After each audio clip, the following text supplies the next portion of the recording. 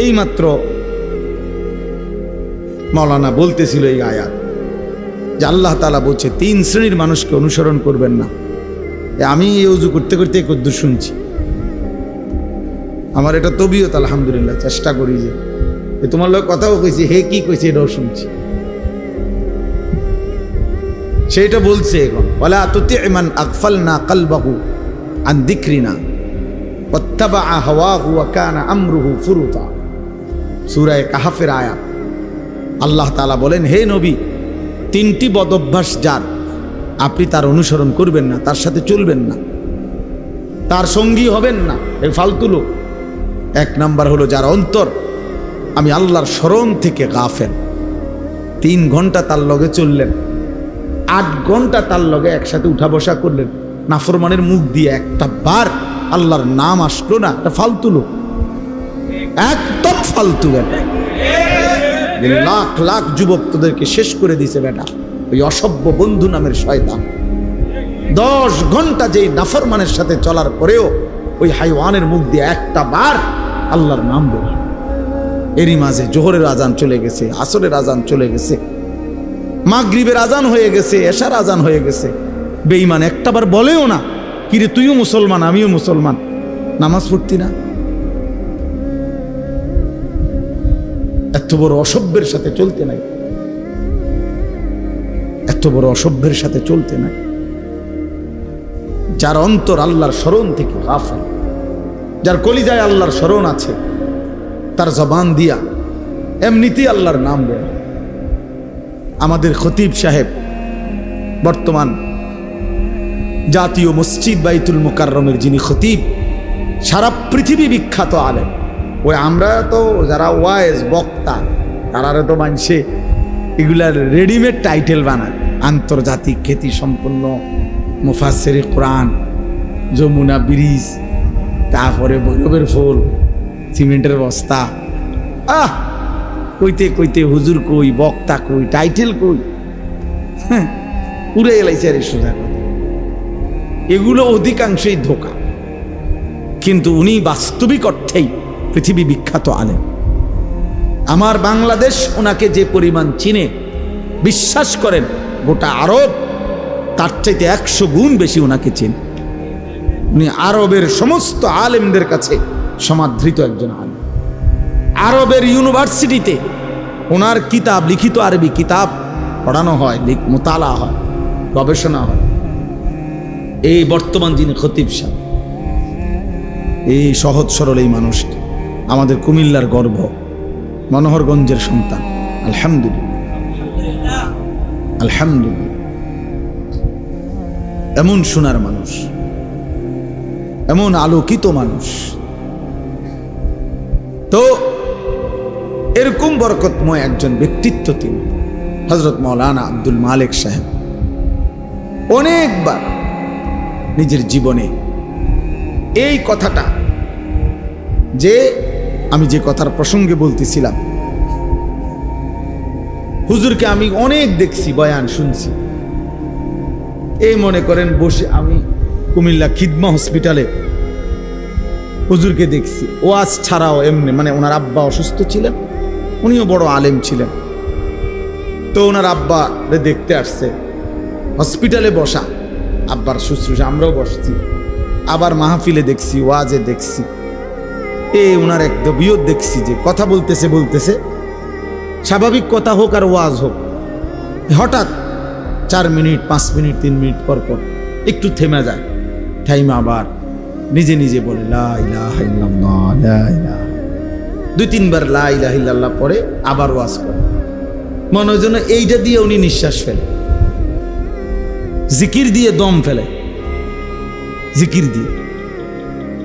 হ্যাঁ, আমি বহুবার দেখছি, বহুবার, যে ফাঁকে ফাঁকে হঠাৎ কথা বলতেছে কোন এক প্রসঙ্গ, কিন্তু মাঝখানে থাইমা গেছে, ব্রেক দিয়ে ফেলছে, দিয়েই কি করে কালেমা পড়ে, কয়েকবার পরে আবার কথা বলে।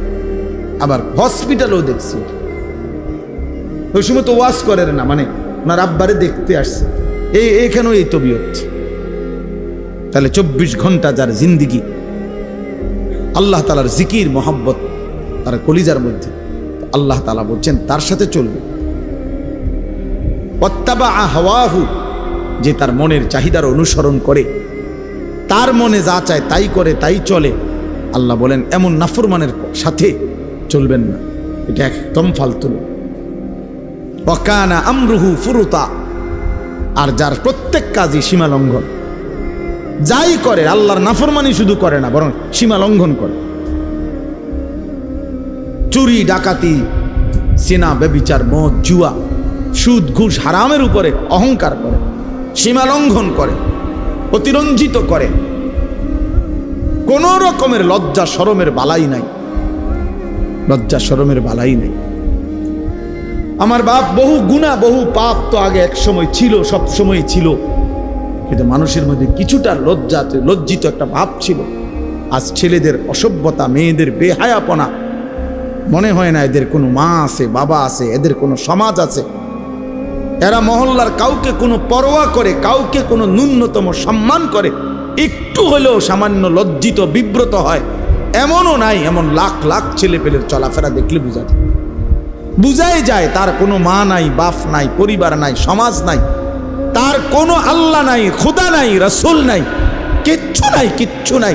এক জানোয়ারের জিন্দেগি লালন পালন করছে, নিজের মতো চুল, নিজের মতো চেহারা, নিজের মতো খায়, নিজের মতো ঘুমায়, যেখানে সেখানে পেশাব করতেছে। এটা কি রাস্তার কিনার? মানুষ দেখতেছে, কি মনে করবে? নারী দেখতেছে, ছবি দেখতেছে, মোবাইল টিপতেছে, আড্ডা দিতেছে, রাস্তার পাশে কার মেয়ে নিয়ে গল্প করতেছে, হাসি ঠাট্টা ছবি উঠাইতেছে। এদিক দিয়ে সিএনজি যায়, গাড়ি যায়, মাইক্রো যায়, মানুষ দেখে, কিন্তু বেহায়া জানোয়ারের এক বিন্দুও লজ্জিত কোনো অনুভূতিও নাই। মানুষের কাতার থেকে বের হয়ে গেছে, ইনসানের কাতার থেকে বের হয়ে গেছে, নিজেকে পশুত্বের চাইতেও নিম্ন স্তরে নিয়ে গেছে। এজন্য দোস্ত, আমি যে কথা শুরু করছিলাম, আল্লাহর কথা মনোযোগ দিয়ে শুনতে হয়। বাবাদেরকেও বলি, জুমার নামাজের ইমাম সাহেব বয়ান করে, আপনি বইয়া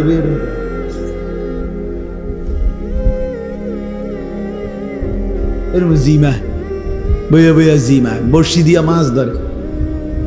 আগের দিনে যে বড়শি দিয়া মাছ ধরতো, মাছের ইটা একবার নিচের দিকে যায়, আবার ওড়ে, এরকম বসে বসে মাছ ধরে। এই সমস্ত গাফেল মানুষ, এদের জীবনের পরিবর্তন হয় না। ওই যেমন আছে এমন, বয়স হয়ে গেছে 200 বছর, অনবিরি বইয়া, বুড়া বাঁকা হইয়া গেছে, এরপরও বিড়ি, এরপরও কথা কইলে আগ করলে গালি ছাড়া কথা বাইর হয় না।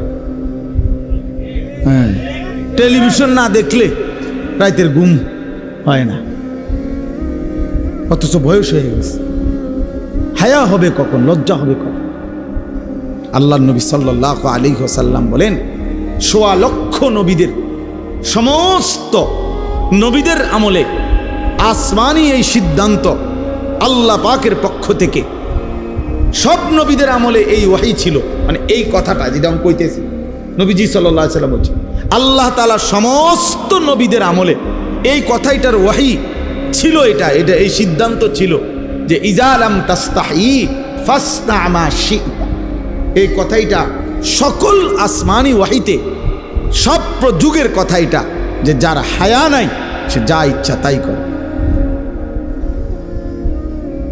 যার লজ্জা নাই, যার লজ্জা নাই। নিজে যেহেতু লুঙ্গি দিয়া মুখ ডাক্কা লাইছে, এবার নিজে নিজে আমি কাউরে দেখি না। আরে তুই তো দেখোস না, কিন্তু মানুষ তো তোর নিচটা দেখে না, হেতে আমি কাউরে দেখি না। আরে তোমারে তুই দেখোস না, এটা তো আমিও বুঝছি, কিন্তু মানুষে যে দেখে, মানুষে দেখলে কি, আমি তো দেখি না। নিজে কি ডাক্কা লাইছে, বুঝেন নাই কথাটা? লুঙ্গি আলগি দিয়ে মুখ ডাক্কা লাইছে। এবার নিচটা মানুষ দেখলে কি, মানুষে দেখলে মানুষে, আমি তো দেখি না। আল্লাহ আমাদেরকে বুঝ দান করেন। প্রিয় ভাই, একজন হলে একজনই বুঝতে শেখো ভাইয়া। আত্মসম্মান, আত্মমর্যাদা বোধ অনেক বড় নিয়ামত। আত্ম উপলব্ধি এই ইসলাহি মাহফিলের মূল মাকসাদ। নিজের বিবেককে জাগানো, ইসলাহে নফস। ইসলাহি মাহফিল মানে ইসলাহে নফস, নফসের ইসলাহ, আমার মনের চাহিদার সংশোধন, আমার মনের চাহিদার নফসের চাহিদা, মনের চাহিদা, যা মন চায় তাই করা। এটা মুসলমান বলে না বাস, এর মানুষও বলে না, খোদার কসম এর মানুষ বলে না। কোরআনুল কারীম বলছে যে মনের ইচ্ছা মতো চলে সে জানোয়ার, আনআম চতুষ্পদ জন্তু, অথবা তার চাইতে নিকৃষ্ট, বাল হুম আদাল্লু সাবিলা। মনের ইচ্ছা মতো চলেছে। কোরআন তাকে মানুষ বলে নাই, মুসলমান তো দূরে থাক। মনের ইচ্ছা মতো চলার কোনো সুযোগ নেই। ইসলাহি মাহফিল মানে ইসলাহে নফস, নফসের সংশোধন। এই অশান্ত মন, নফস মনের চাহিদা সারাক্ষণ গুনাহ করতে প্ররোচিত করে, সেখান থেকে তার ধৈর্য আনতে হবে, ফাঁড়া দিয়া ঘাড়ের মধ্যে মনের চাহিদার, তারপরে ন্যাক কাজ করতে হবে। নফস মানুষের মনের চাহিদা প্রথম কি চায়? প্রত্যেক মানুষের, একেবারে একজন লোক মনে করেন 400 বছর কাবা ঘরের সামনে দাঁড়াইয়া ইবাদত করছে, মনে করেন 401 বছরের সময়ও তার মনের চাহিদা তারে গাফলতি, খামখেয়ালি, অবহেলার দিকেই প্ররোচিত। নফস সোজা হয় না, বড় হারামি, বড় শক্ত হারামি। তারে বহুত চাপ দিয়া মনের চাহিদাকে, মনের চাহিদার ঘাড়ে পাও দিয়া এরপরে ন্যাক কাজ করতে হয়। তিতা ওষুধ জোর করেই খাইতে হয়, মন না চাইলেও খাইতে হয়। প্রত্যেক ট্যাবলেটেই দেখছেন কামড় দিলে, দাঁতে যদি কোনো কারণে কামড় পড়ে দেখবেন ভাঙ্গিয়া গেলে তিতা, এটা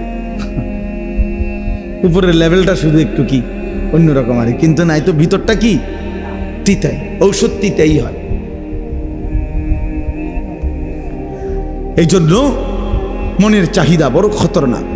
মনের চাহিদা মতো চলা যাবে না বাপ। আমরা মুসলমান, মনের চাহিদা প্রথমেই মানুষকে, ইন্নান নাফসা লাআম্মারাতুম বিসসু। কোরআনে আল্লাহ বলছে প্রত্যেক মানুষের নফস, মনের চাহিদা তাকে প্রচন্ডভাবে প্রেসার দেয়, আদেশ করে গুনাহের প্রতি, বিসসু গুনার প্রতি। ফাআলহামাহা ফুজুরাহা ওয়া তাকওয়াহা। আল্লাহ কোরআনে বলছে নফস প্রথম কি বলে? প্রথম ফুজুর, গুনাহের কথা বলে, ইলহাম করে, ইলহাম অন্তরে ঢালে মনের চাহিদা, প্রথম গুনাহ করতে পারে। এজন্য 1 ঘন্টা নারী দেখা এটা খুব সহজ, কিন্তু 1 মিনিট চোখ নিচের দিকে নামাইলে ভিতরে আটলান্টিক মহাসাগরের ঝড় ওঠে, কলিজাটা ছিঁড়া যায়, বহুত কষ্ট হয়, বহুত কষ্ট হয়। 1 মিনিট চোখ নিচের দিকে নামায় রাখা, নারীর দিকে না দেখে থাকা বহুতই কষ্ট হয়, কিন্তু 1 ঘন্টা তাকাইয়া থাকলেও কোনো অসুবিধা হয় না, কারণ গুনাহ যে, কথা বোঝেন নাই, এতে কোনো সমস্যা হয় না।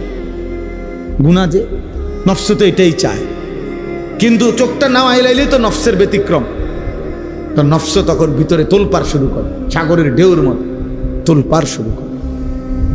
এজন্য ভাইয়া, যে বুঝলেন আর কি, যে ভাবলেন এমনি এমনি দুনিয়া শেষ হবে, এই সিটার বাটফার লই, এই আবার ভালো নেককার লই, এই দুনিয়া শেষ হবে। সব একসাথে বাটফার হবে না, সব একসাথে ইমানদারও হবে না, বুঝেন নাই? এর নাম দুনিয়া। ভালো মন্দ এর নাম দুনিয়া। সব ভালো জান্নাত, সব মন্দ জাহান্নাম। আর ভালো মন্দ এর নাম কি? দুনিয়া। দুনিয়া এই নিয়েই চলবে, এর মাঝখান দিয়ে আমাদের বাঁচতে হবে, এর মাঝখান দিয়ে বাঁচতে হবে। এই সমাজে অসভ্যতা চলবেই, এই সমাজে নোংরামি চলবেই, এই চারিদিকে জিনা, ব্যভিচার, মদ, জুয়া, বেহায়াপনা, বেহায়াপনা, বেপরদিগি চলবেই। এর মাঝখান দিয়েই আমারে বাঁচতে হবে। এটাই তো পরীক্ষা, এটাই তো তাকওয়ার পরীক্ষা, এটাই তো আখিরাতের পরীক্ষা। আর আল্লাহ তো কোরআনে বলছেন, আমি দুনিয়ার হায়াত দিছি পরীক্ষা করার জন্য, লিয়াবলুয়াকুম লিয়াবলুয়াকুম লিনাবলুয়াহুম ওয়া নাবলুকুম ওয়া লা নাবলুয়ান্নাকুম। এই শব্দ বারবার আছে কোরআন শরীফে। পরীক্ষা করব বান্দা, পরীক্ষা করছি, পরীক্ষা করছি, পরীক্ষা করতে হবে, পরীক্ষা দিতে হবে। দুনিয়া দারুল ইমতিহান, দুনিয়াকে বলে পরীক্ষার ঘর, আখিরাত হলো ফলাফলের ঘর। এখানে পরীক্ষা দিবেন, হাসরের মাঠে ফলাফল শুনবেন। ফাআম্মা মান উতিয়া কিতাবাহু বিয়ামিনি, যার আমল নামা হাসরের ময়দানে আল্লাহ বলে ডান হাতে দেওয়া হবে, সে একটা চিৎকার দিয়া নিজের পরিবার, আত্মীয় স্বজন, পরিচিত জনদের সামনে নিজের আমল নামাটা দেখাবে, দেখায় বলবে হা উমুকরাউ কিতাবিয়া, এই দেখো দেখো পড়ো আমার নাম, আমার আমল নামা পড়ে দেখো আমার নাম উঠছে জান্নাতীদের তালিকায়। ইকরাউ কিতাবিয়া, পড়ো তোমরা আমার আমল নামা, দেখো তো আমার নাম উঠছে কিসে। তাইলে দোস্ত দুনিয়া পরীক্ষার ঘর, কাপুরুষ হেরে যায়, মুজাহিদ হারে না, মোমেন হারে না, কাপুরুষ হেরে যায়।